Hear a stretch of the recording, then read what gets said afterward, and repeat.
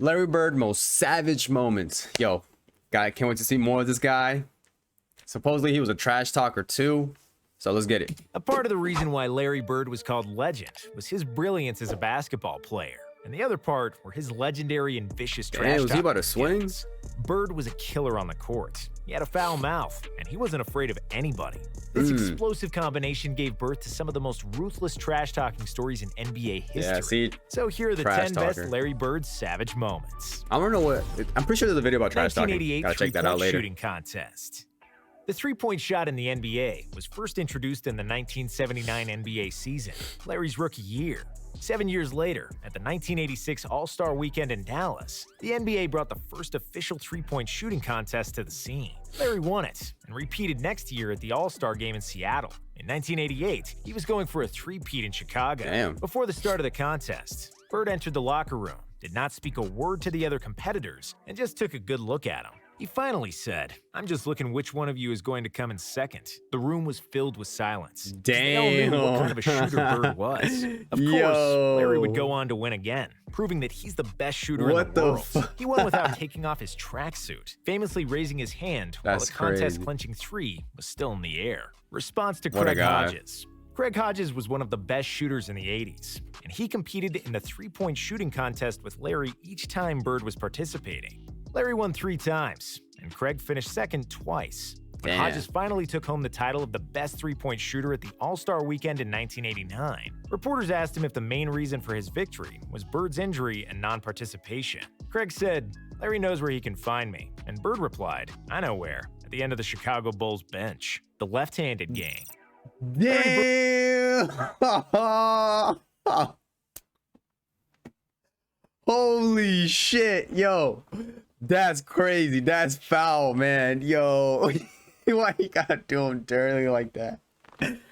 Oh, bro, I don't know what to say. I want to keep playing. I want to see what else he did. Bird was in the prime of his basketball brilliance in the 85-86 season when he led the Celtics to the title. They lost only 1 game at home throughout the season and the playoffs, setting an NBA record with 50-1. The Portland Trail Blazers were the only team to defeat the Celtics at home in December, so they were a good bet to win in front of their crowd in February. Before the game, Bird surprised his teammates and journalists by saying that he would shoot all his shots with his left hand, except long jumpers. This was the last game of a long road trip, and Larry would always find new motivations and challenges to get through the monotonous grind of the regular season. In the game against Portland, he'd go on to have one of the most memorable games of his career. He hit a shot to send the game to overtime, and then hit a game winner in the OT. Bird finished the game with 47 points, with 14 rebounds and 11 assists. He scored 22 points with his left hand out of sheer boredom and fun, which tells you how insanely good and confident this guy was. White guys guarding him. He's crazy. Larry is not white. Larry is clear, said Bill Murray in Space Jam, while explaining Bird's ethnicity to Michael Jordan. Larry Bird had skills for days. He was thinking the game 3 moves in advance, and his jump shot was money. He was nimble at 6'9", but he wasn't by any means an athletic player. 6'9". Bird suffered from WMCJ syndrome, which stands for White Men Can't Jump, and he was aware of it. On one occasion, he called basketball a black man's game due to the natural ability and athleticism of African-American players. Because of that, he hated when the opposing teams would defend him with another white guy. Bird said that it was disrespectful to his greatness because he was dropping 30 and 40 on the most athletic players in the league. Damn. So if you put an unathletic white guy on him, that's barbecue chicken right there. In the trainer's lab. Yo. Nah, bro, this guy's different. This guy's different. Is there anywhere like that in this time? In this age? Like this generation? Bro, we need more people like that. Like, that is the toughest shit ever, bro.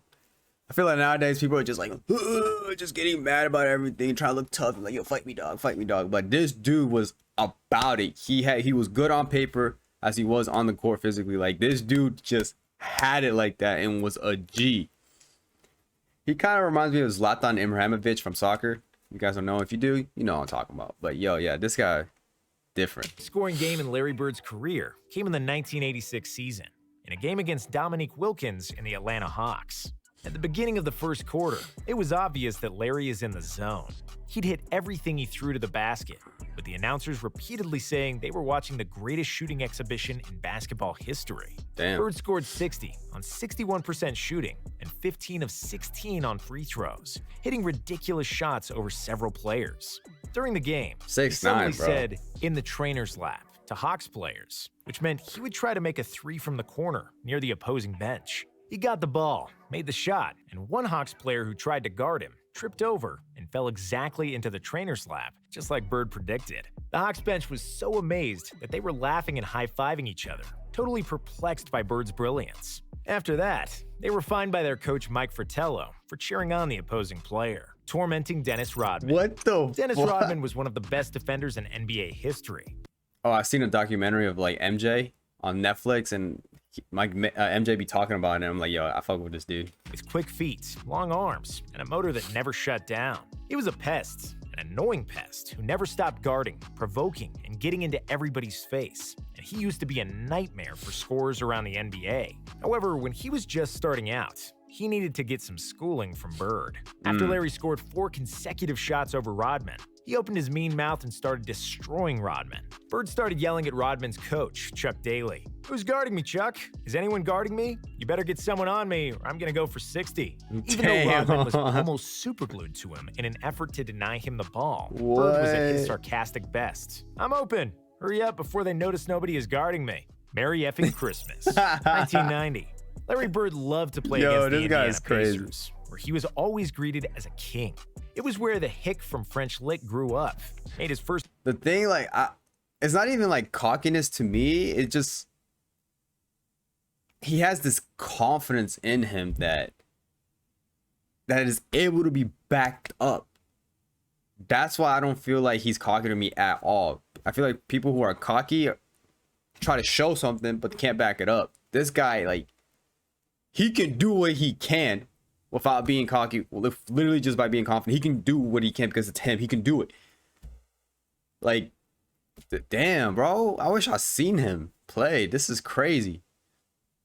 Damn, I wasn't even born, man. Basketball steps and took Indiana State University to the 1979 NCAA Finals. And the game Boston played against the Pacers played on December 26, 1990, will forever be etched in memory of the Pacers shooting guard, Chuck Rifleman Person. Before the game, Person said to the reporters, "Rifleman is in the building. I'm going bird hunting today." At the tip-off, Bird replied to Person that he has a Christmas present waiting for him. While Chuck sat on a bench during the game, Bird received the ball in the corner and shot a three-pointer. As the ball was flying towards the basket, Bird turned to Person and said, "Merry effing Christmas." The ball, of course, came in without touching the rim, torching the Suns bench. Damn. The best teams in the NBA often coast through the regular season and can lose their edge and focus when playing against mediocre opponents. In one game against the Phoenix Suns, the Celtics lost a double-digit lead and were trailing by 2 in the final seconds. The Celtics had the possession, and they could tie the game and go to overtime, or win it with a 3.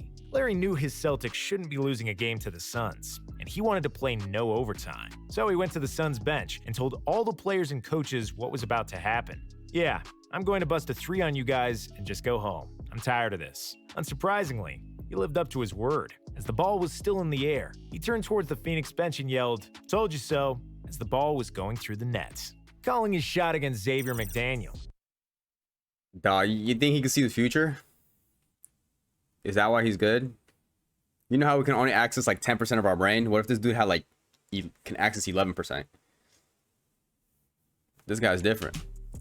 Xavier McDaniel was one of the most notorious NBA players in the 80s. And on the court, he liked to get physical, like Olivia Newton-John. When he was playing for the Sonics and the Knicks, nobody was really messing with X-Man. However, Bird was not afraid of a scuffle, and there are multiple stories of Larry participating in bar fights during his NBA career. Really? In a crowded Supersonics arena, Boston and Seattle played a close game tied just 10 seconds before the end. At that point, Celtics coach Casey Jones called a timeout, and Bird confidently told him to just give him the ball and that the others move the hell out of the way. On his way back to the floor, Larry said, "That's exactly where I'll get the ball, and I'll score the game winner in your face," while X-Man replied, "I know you will get it there. I'm waiting for you." Bird received the ball right where he said he would and made a tough fadeaway shot. After Bird realized there were still 2 seconds left, he told McDaniel, "Damn, I didn't want to leave 2 seconds on the clock. While X-Man walked back to the Sonics bench in disbelief, tormenting a young Clyde Drexler. Before Clyde Drexler came into the NBA, he was one of the best players in college basketball. Hey, that was a hop. Forming the famous Phi Slamma Jamma with Hakeem Olajuwon at the University of Houston. Drexler was selected by the Blazers with the 14th pick in the 1983 NBA draft. And even as a rookie, he was already one of the most athletic guys at his position. However, Bird wasn't impressed. When Drexler subbed in the game against the Celtics, he started guarding Bird. Yo, how do you break this guy down? I need to see videos of him getting burned like Larry Bird. Like, I'm just hearing all this good shit about him. Yo, hey, yo, recommend me videos of the bad of Larry Bird. This shit's crazy. He smiled at him and mockingly said, "You can't stop me. You're a rookie. You don't know anything." He would proceed to hit jump shot after jump shot over Drexler before the Blazers coach had mercy on him and subbed him out, while Bird was laughing at Clyde on the way to the bench. That is so fucked up. Yo, he did the kid dirty. Yo, I'd be so hurt, man. I'd just be in the shower like, you know what I mean? Damn, yo, let me know. Let me know what else to react from here, all right? Peace. Thank you guys so much for watching. Since you made it all the way to the end, you know, might as well hit that like and sub button. And if you guys want to see me do live reactions, make sure to follow me on Twitch. Like always, I see you guys in the next one. Peace.